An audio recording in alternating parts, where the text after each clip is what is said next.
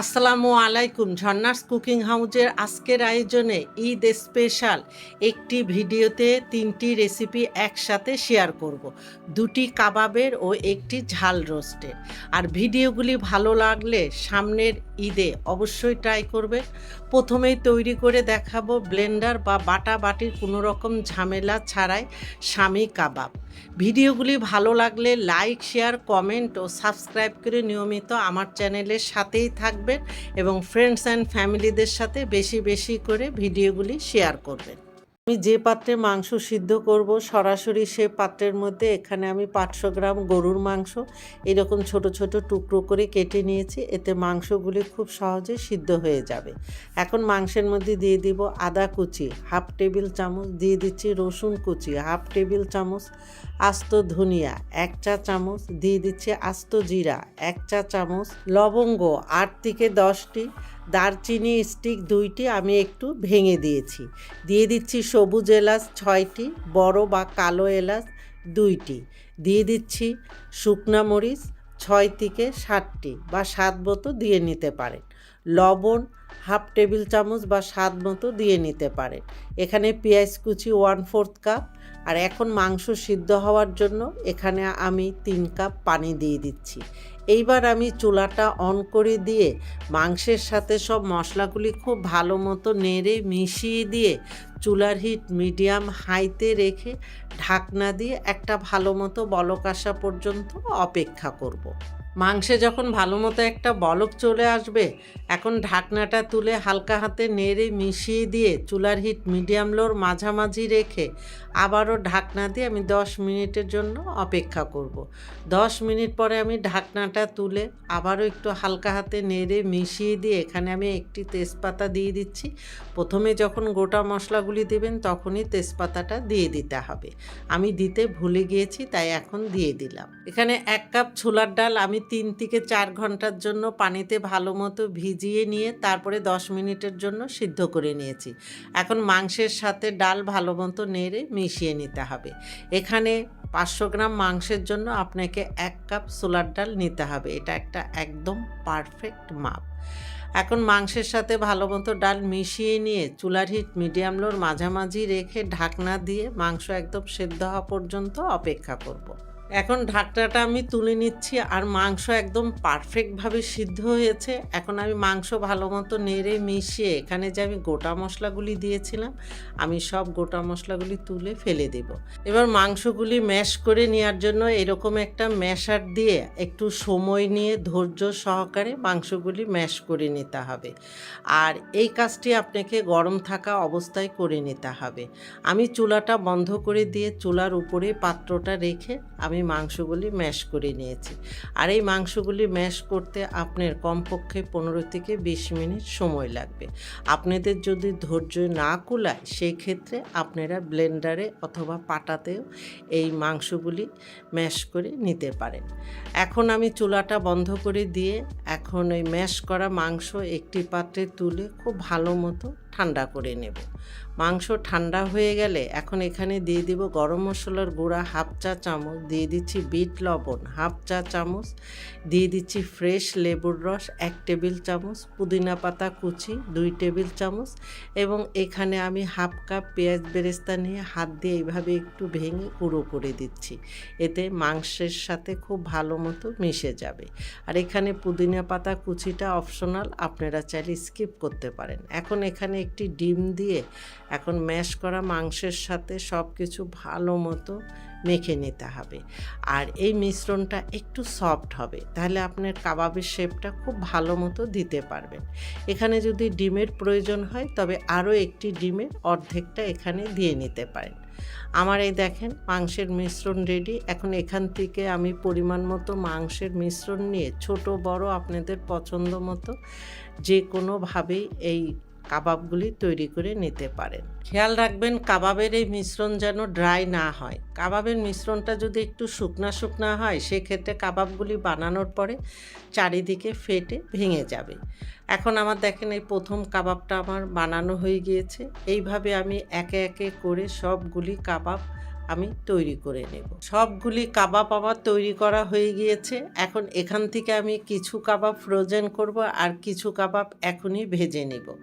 আর যে কাবাবগুলি আমি ফ্রোজেন করব সেই কাবাবের প্লেটটা আমি ডিপ ফ্রিজে কয়েক ঘন্টার জন্য রেখে একটু শক্ত করে নেব। এবার ডিপ ফ্রিজ থেকে আমি কাবাবের প্লেট বের করে নিয়ে কাবাবগুলি একটি এয়ারটাইট বক্সে ভরে অথবা জিপলক ব্যাগে ভরে সংরক্ষণ করে রাখতে পারবেন।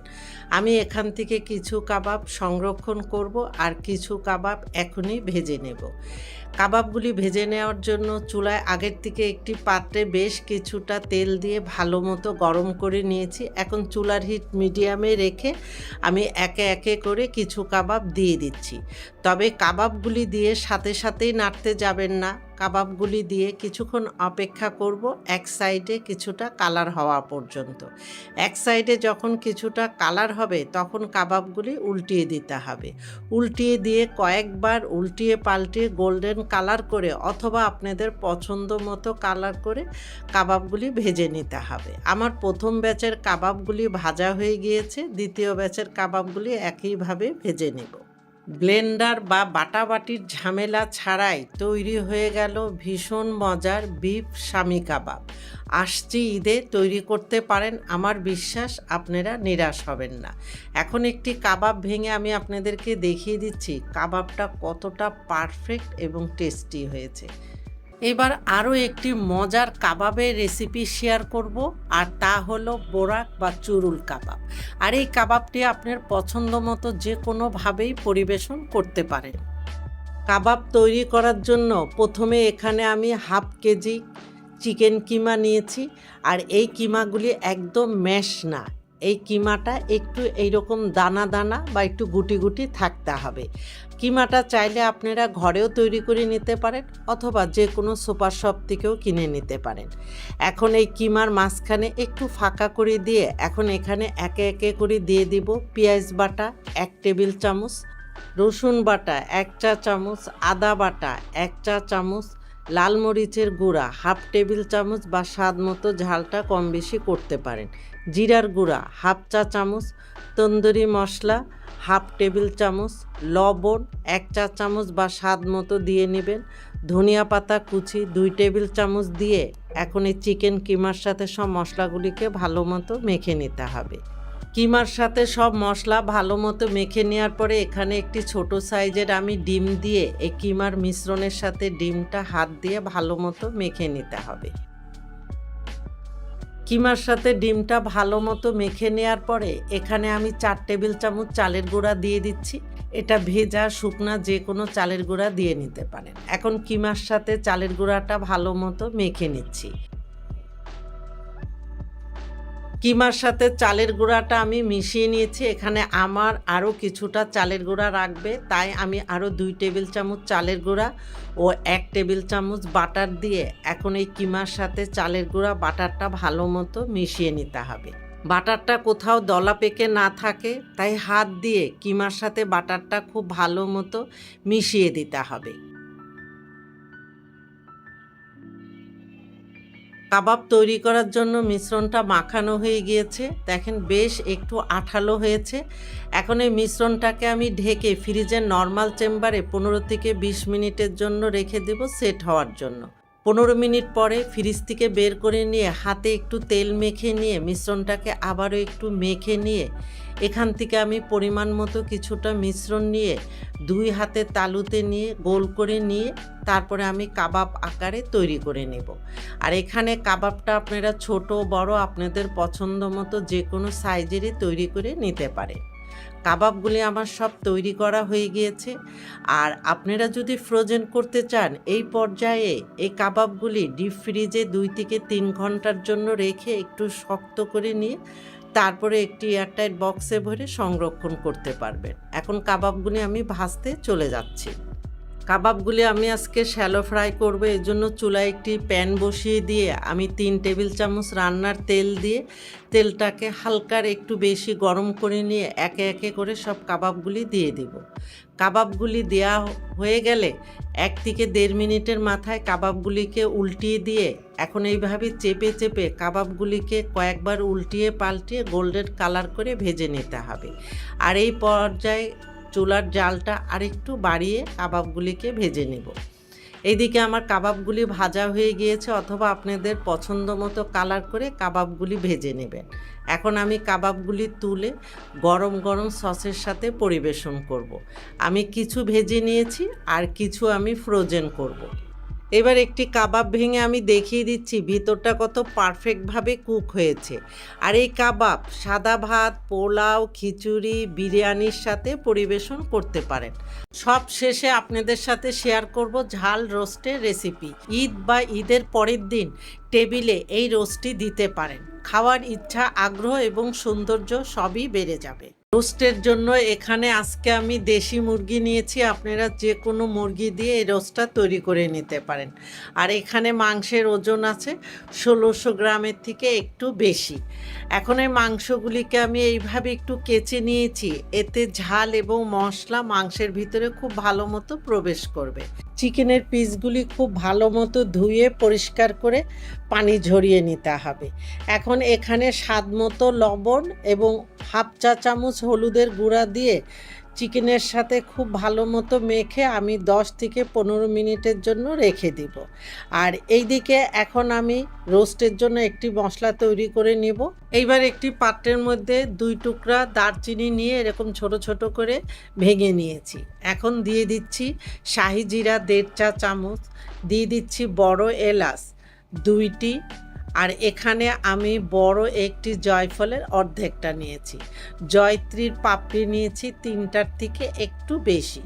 এখানে নিয়ে নিচ্ছি লবঙ্গ 6 থেকে 8টি, আর আস্ত কালো গোলমরিচ 1 চা চামচ নিয়ে এখন এই সব মশলাগুলিকে আমি গুঁড়া করে নেব, সেটা ব্লেন্ডারে হোক বা পাটায় হোক। মশলাটা গুঁড়া করা হয়ে গিয়েছে, এবার একটি পেস্ট তৈরি করে নেব। এই জন্য একটি ব্লেন্ডারে জারে নিয়ে নিচ্ছি 1 কাপ পেঁয়াজ বেরেস্তা। এর মধ্যে দিয়ে দিব পানি ঝরানো টক দই 1 কাপ। এখানে দিয়ে দিচ্ছি আমি 30 থেকে 25টা কাজু বাদাম হালকা কুসুম গরম পানি দিয়ে ঘন্টাখানিকের জন্য ভিজিয়ে রেখেছিলাম। এখন পানিটা ফেলে বাদামগুলি দিয়ে দিচ্ছি। এখানে কাঠ বা পেস্তা বাদামও ব্যবহার করতে পারেন। এখানে দিয়ে দিচ্ছি 1 টেবিল চামচ কিশমিশ। কিশমিশের পরিমাণটা বেশি দিতে যাবেন না, তাহলে মিষ্টি মিষ্টি লাগবে। এখানে 8 থেকে 10টি বা স্বাদ মতো কাঁচামরিচ দিয়ে এখন সবগুলিকে একদম মিহি পেস্ট করে নেব। আমার এই পেস্টটা তৈরি হয়ে গিয়েছে। এখন সাইডে রেখে আমি মূল রান্নায় চলে যাচ্ছি। মুরগির পিসগুলি ভেজে নেওয়ার জন্য চুলায় একটি প্যান বসিয়ে 1/4 কাপ তেল দিয়ে একটু গরম করে নিয়ে এখন মুরগির পিসগুলি দিয়ে 2 সাইডে হালকা করে ভেজে নিতে হবে। মানে 2 সাইডে 5 থেকে 6 মিনিট ভেজে নিলেই হবে। তবে এই মুরগির পিসগুলি বেশি কড়া করে ভেজে নিতে যাবেন না, হালকা করে ভেজে নিতে হবে। এখন এই প্রথম ব্যাচের মুরগির পিসগুলি ভাজা হয়ে গিয়েছে, এইভাবে সবগুলি আমি ভেজে নেব। এবার চুলায় আরও একটি পাত্র বসিয়ে দিয়ে এর মধ্যে আমি 3/4 কাপ রান্নার তেল দিয়ে একটু গরম করে নিয়ে তেলের মধ্যে 6 থেকে 8টি সবুজ এলাচ এবং 2টি তেজপাতা দিয়ে একটু ভেজে নেব, এগুলির থেকে সুন্দর একটা ফ্লেভার বের হওয়া পর্যন্ত। মশলা কিছুক্ষণ ভেজে নেওয়ার পরে এখানে 2 টেবিল চামচ ঘি দিয়ে দিচ্ছি। আপনারা চাইলে তেল ঘি সমান সমান দিতে পারেন। এখন দিয়ে দিচ্ছি পেঁয়াজ বাটা 1/2 কাপ, রসুন বাটা 1.5 চা চামচ, আদা বাটা 1.5 চা চামচ দিয়ে পেঁয়াজ, আদা, রসুন কিছুক্ষণ ভেজে নিতে হবে এই মশলার কাঁচা গন্ধটা চলে যাওয়া পর্যন্ত। মশলা কিছুক্ষণ ভেজে নেওয়ার পরে এখানে স্বাদ মতো লবণ দিয়ে দিচ্ছি, মরিচের গুঁড়া 1 চা চামচ বা স্বাদ মতো দিয়ে নিতে পারেন, ধনিয়ার গুঁড়া 1.5 চা চামচ, জিরার গুঁড়া 1.5 চা চামচ, গরম মশলার গুঁড়া 1 চা চামচ, আর আমি রোস্টের জন্য যে মশলাটা তৈরি করেছিলাম সেখান থেকে সামান্য পরিমাণে রেখে বাকিটা দিয়ে এখন সব কিছু একটু ভালো মতো নেড়ে মিশিয়ে এখানে 1/4 চা চামচ হলুদের গুঁড়া দিয়ে আবারও সব কিছু একটু ভালো মতো নেড়ে মিশিয়ে কষিয়ে নিতে হবে মশলাটা কিছুক্ষণ কষিয়ে নেওয়ার পরে এখানে দই, বেরেস্তা, বাদাম ও কিশমিশ দিয়ে আমি যে মিশ্রণটা তৈরি করেছিলাম সেই মিশ্রণটা দিয়ে দিয়ে মশলার সাথে ভালো মতো নেড়ে মিশিয়ে বাটিটা ধুয়ে 1/4 কাপের মতো পানি দিয়ে দিচ্ছি। এই পানিটা দিয়ে মশলাটা খুব ভালো মতো কষানো হয়ে যাবে। এখন সব কিছু একটু ভালো মতো নেড়ে মিশিয়ে ঢাকনা দিয়ে চুলার হিট মিডিয়াম লোর মাঝামাঝি রেখে মশলাটা কষিয়ে নেব। আর এই মশলা কষানোর সময় ঢাকনাটা তুলে 1-2 বার একটু নেড়ে মিশিয়ে দিতে হবে, কারণ এখানে টক দই ব্যবহার করা হয়েছে, তা না হলে তলানিতে লেগে যাওয়ার সম্ভাবনা থাকে। এখন ঢাকনাটা তুলে মশলাগুলি খুব ভালো মতো নেড়ে মিশিয়ে দিয়ে আগের থেকে ভেজে রাখা সব মুরগির টুকরোগুলি একে একে করে দিয়ে মশলার সাথে খুব ভালো মতো নেড়ে মিশিয়ে দিতে হবে। মশলার সাথে মুরগির টুকরোগুলি মেশানো হয়ে গেলে এখন ঢাকনা দিয়ে চুলার হিট ওই মিডিয়াম লোর মাঝামাঝি রেখে মাংসগুলি কিছুক্ষণ কষিয়ে নেব। মাংস কিছুক্ষণ কষানো হয়ে গেলে ঢাকনাটা তুলে এখানে মাংস সিদ্ধ হওয়ার জন্য আমি 1.5 কাপ পানি দিয়ে দিচ্ছি, তবে এখানে চাইলে আপনারা পানি এবং দুধ মিশিয়ে দিতে পারেন। এবার চুলার হিট বাড়িয়ে দিয়ে ঢাকনা দিয়ে 15 মিনিট অথবা মাংস সেদ্ধ হওয়া পর্যন্ত অপেক্ষা করব। আর এখানে মাংসটা সিদ্ধ হতে সময় কম বেশি লাগবে, আপনার মুরগির সাইজের উপরে ডিপেন্ড করে এখানে সময়টা কম বেশি লাগতে পারে। এখন 15 মিনিট পরে ঢাকনাটা তুলে এখানে স্বাদ মতো আবারও কিছু কাঁচামরিচ দিয়ে দিচ্ছে। আর এখানে 1/2 চা চামচ চিনি এবং রোস্টের বাকি মশলাটা দিয়ে দিচ্ছি। 1.5 টেবিল চামচ গুঁড়া দুধ এবং 2 টেবিল চামচ পেঁয়াজ বেরেস্তা হাত দিয়ে এইভাবে একটু ক্রাশ করে দিচ্ছি। আর সব শেষে আরও 2 টেবিল চামচ ঘি দিয়ে সব কিছু খুবই হালকা হাতে নেড়ে মিশিয়ে দিতে হবে। এখানে আমি চিনি ব্যবহার করেছি স্বাদের ব্যালেন্সের জন্য, আপনারা চাইলে স্কিপ করে দিয়ে কয়েক টুকরা আলু বোখরা ব্যবহার করতে পারেন। আর সব শেষে আপনারা চাইলে 1 চা চামচ কেওড়া জল দিতে পারেন। আমি একটি বিশেষ কারণে এখানে কেওড়া জলটা ব্যবহার করিনি। এখন সব কিছু ভালো মতো মেশানো হয়ে গেলে ঢাকনা দিয়ে চুলার হিট লোতে রেখে 5 মিনিট অপেক্ষা করে পরিবেশনে চলে যাব। এই তো তৈরি হয়ে গেল আমার চিকেন ঝাল রোস্ট। এতক্ষণ আমার সাথে থাকার জন্য আপনাদের অনেক অনেক ধন্যবাদ। আজকের এই 3টি রেসিপি যদি আপনাদের কাছে এতটুকু ভালো লেগে থাকে, সামনেই কোরবানি ঈদে অবশ্যই ট্রাই করতে পারেন। আমার বিশ্বাস আপনারা নিরাশ হবেন না, আপনাদের কাছে এবং ফ্যামিলির সবার কাছে অনেক ভালো লাগবে। আপনারা ভালো থাকবেন, আমাদের জন্য দোয়া করবেন। আল্লাহ হাফেজ।